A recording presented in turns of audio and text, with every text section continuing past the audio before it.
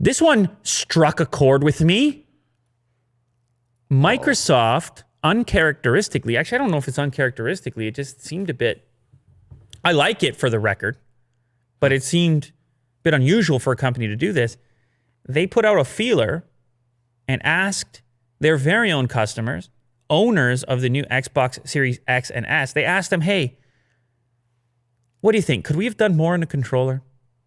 What do you think? Could we have done a cooler controller? What do you think? Do you really feel your controller is next gen? Imagine that. You ask your own customers. Mm-hmm. It's fairly transparent right there because it's obvious what happened with the controllers on the next gen. Yeah. Sony went to the drawing board. They were like, hey, what sensors can we pack in here? How can we rethink the haptic stuff? How can we have a completely modern look to it? Mm-hmm. How can we mess around with the speaker units and things like this? The triggers, the adaptive triggers.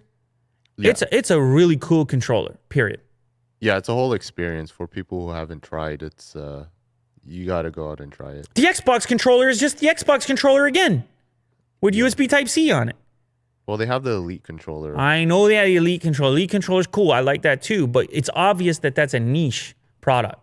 Yes. The vast majority of people playing Xbox are not going to go out and splurge. How much does the Elite controller cost? It's more than the Series S. It's $200.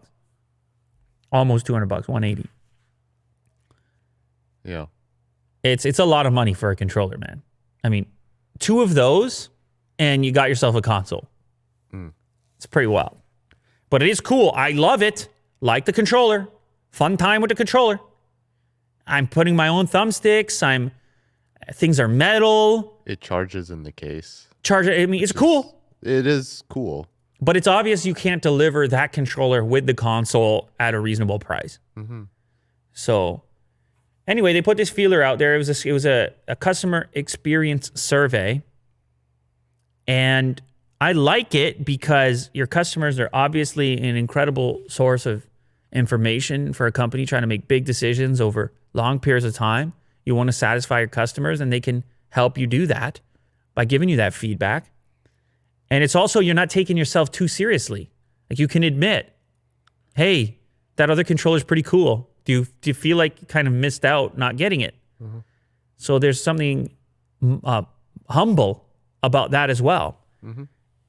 Now, given the fact that these consoles stay around for as long as they do, I'm not sure what this is going to mean for the current life cycle. Are they going to take this information and put it to work right away and start designing their next controller and have it actually come out with this generation of console?